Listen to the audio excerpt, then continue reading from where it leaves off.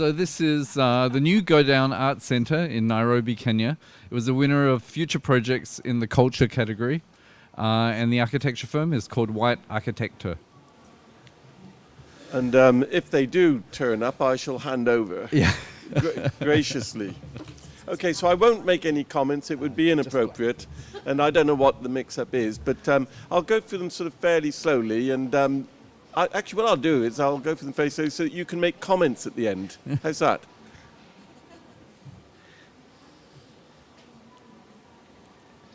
When we started to think about the new GoDown, we actually started by thinking about the city. We thought about the city and we began to think about public spaces in the city and how the street is a very important public space and how you need to create a city that people can walk in, that people can move in with security, that is a city that is beautiful.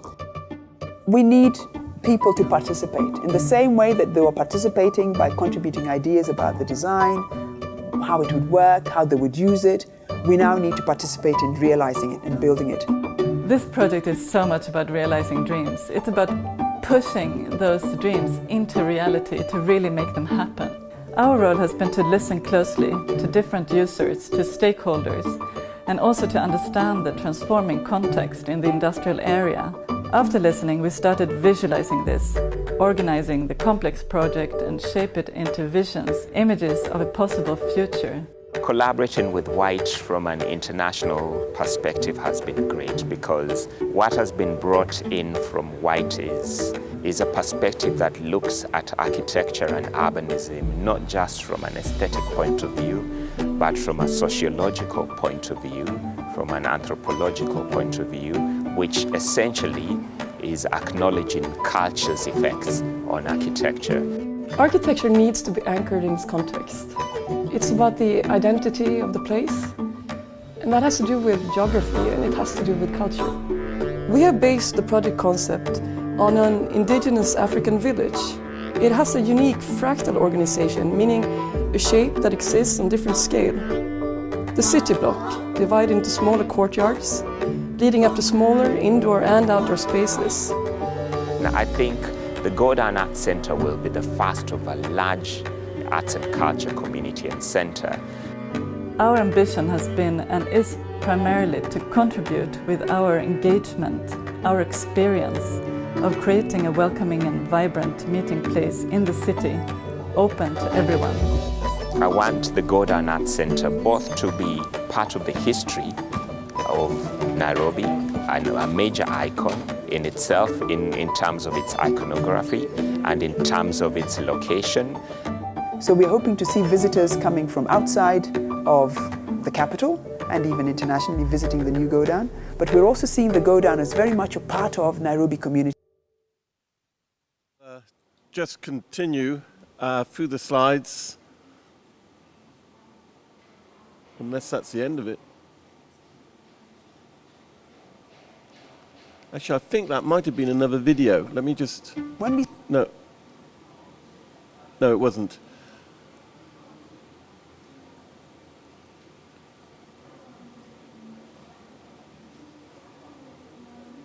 I'll get onto the building.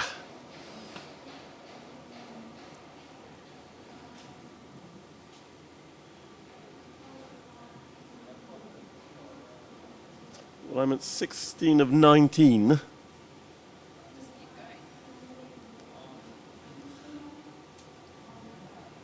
And that is it, and I'm happy to take questions, but I won't answer any. Okay. Have you got any comments you want to make? Or what questions would you have asked?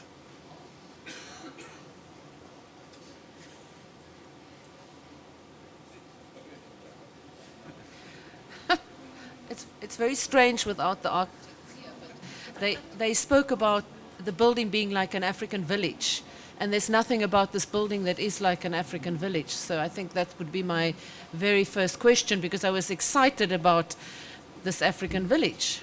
And this is a typically European plan, typically European spaces. So that would be my question. Well, I don't want to push you, Richard, but for me, as a juror, it's very helpful to hear those kind of comments. And Karen, after all, lives in South Africa and has a substantial experience of this world.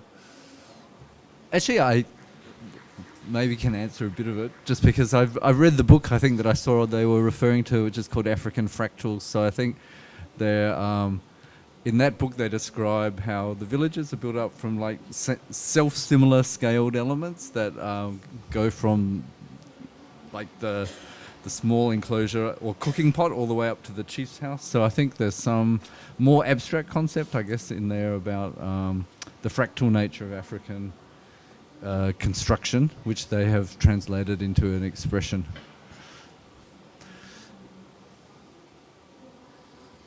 Francine, any rhetorical questions? No, I tend to agree with you that what is exactly the Nairobi feeling in it, and it's an important question because in these countries I assume there's nowadays a lot of help from European or American architects helping, so it's very important that our own attitude fits to that. But I cannot judge it. But I assume that Karen has a good opinion about it. Just for interest's sake, in African village, the spatial arrangement is so fundamentally different from Western European thinking that it would have been the most incredible spatial. I know about all the other stuff is fine, but what about respecting the spatial conditions of the African village and really grappling with that?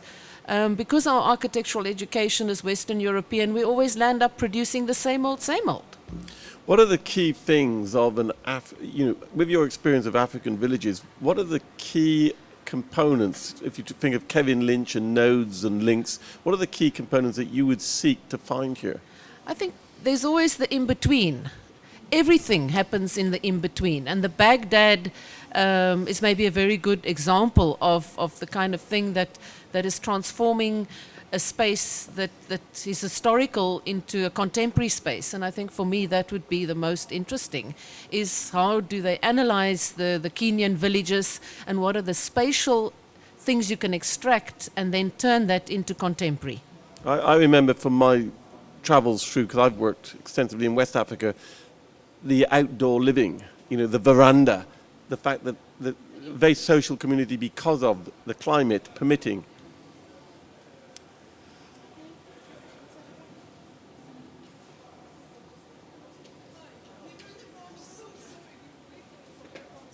Oh dear, that's a pity. Actually, we ran through it. We have 7 minutes left. Why don't you ask them to take questions? Yeah. Because we've been through your presentation, and I've actually been standing in for you, but never as well as you would have done. That'll be fine. This is terrible. We were wondering where everyone was. Okay, so relax, don't worry. We've seen the video. We've seen all the slides. So I think we had some interesting questions. I think maybe we can direct them at you now instead of just wondering what you would have said. So over to Karen. In the video you speak about an African village, and I was just interested to see, because when you look at the plan, it's typically a European plan. And I was intrigued because I've studied African space for the last 35 years of my life, and there's something very, very exciting and challenging in the way an African village is configured and the way African villages work. And I was just looking for, where is it? This to me looks like a completely European plan. Yes. Well, I mean, it's what we have as the reference is not every African village, but there is this indigenous village pattern that is fractal. And it's also unique to Africa, which is so interesting. So we found this big research that has been done over Africa, where you found this, and how it's actually a repetition of how nature is organized. So you have these villages where they are formed is this round shape, and then you have each individual dwelling keeping the same pattern, and then the rooms down to the very altar. And that's unique to Sub-Saharan Africa. I was going to say, yeah. So what happens? Specific. Yes. But what happens in our plan is using that, because this creates this flowy movement around the space. So basically, it's It's moving in and then moving around the 3 courtyards and creating this circular movement where the architecture, the program, also between public and private kind of increasingly becomes more private and less formal. And also in those fractals, still you will see, even today in Ethiopia, where I'm from, the hierarchy of who's living where. But you're also right. I mean, it is also we're in the industrial area. Nature is basically eroded in the 20th century. And this is starting from scratch, basically, and kind of recreating both the landscape and some movement in something that is basically not anything. This is also called the Landi Maui, so it's the place of the rocks. So the piece you see in the middle, which is the placeholder you're looking at, we're really working with that kind of sculptural this fall. But it's becoming this rock, relating back to the natural habitat, and also that you can move up on the ramp. That bit we didn't really hear. I mean, we didn't get from the slides. So maybe you do want to explain a little bit about that element in the middle? The central piece. Yes. Yeah. And so what it does, I mean, it is the big stage. It seats 600 people, 1,000 standing. It's a multi-purpose hall. And it can take international shows, so it's a really important part to get an international standard on this place. So that's a fly tower. It is a fly tower, and a theatre form. exactly. Okay. So I mean, the technical inside is super high tech. So I mean, it's state of the art. But then to wrap that in rammed earth and kind of give it a second skin that handles insulation, that handles acoustics well. We use the rammed earth, and also to bring it back into these natural elements, but with a high-tech inside. So, Chair, could I ask through you? Yes. Because I was so busy presenting, I didn't get it.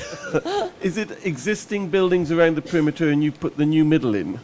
It's entirely new. The whole lot's new, okay. The whole lot is new. I mean, it comes from an old garage, rundown facilities, and in order to grow and in order to make this, take it into the next level, it basically needs to be redone entirely.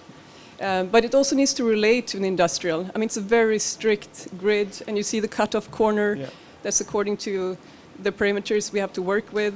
But then we try to soften the inside. So also the rigidness. I mean, the program is cultural.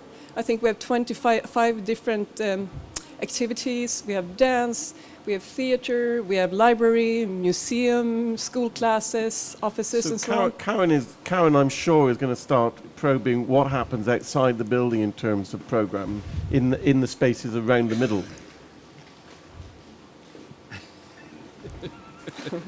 Where are all your puppets?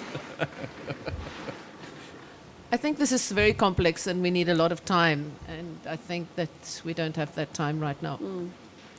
Just one question with the sub-Saharan fractal pattern. Is that particularly local to this is Nairobi, correct? No, it's Pan-African actually, and mostly sub-Saharan. But the interesting thing, you don't find it in South America or North America, so it's something unique to Africa. And how do you, I mean, that is kind of is the way nature is organized, and in this case, the humankind has also organized. And you see it in the way we braid our hair, and in batik patterns. It's sort of a general sub-Saharan way. Okay. And were you interested in fractals before? Like, were you a fractal fan in search of a fractal project, or did this come out through the research? It didn't come out. I'm not sure what you've known so far, but we did so many consultancies with so many people and talked a lot about what Kenyan identity is. And we talked to 42 minorities and tried to make a place that everyone should feel welcome, regardless of age, regardless of economy. We tried to find one thing that actually that they can all relate to, regardless of tribe. And again, it's the fractals, which is also a reason why the facade picks up this so very well, and also why the people of the area and the industrial area in Kenya feel like, okay, this is a home for us. Okay, well, I think our time is up. So, sorry. Well, we're so sorry. Yes. No, it's well, at least we got to meet you and talk about it at the end. So we'll give you the award now. Congratulations again on winner of Future Projects Culture, sponsored by ABB.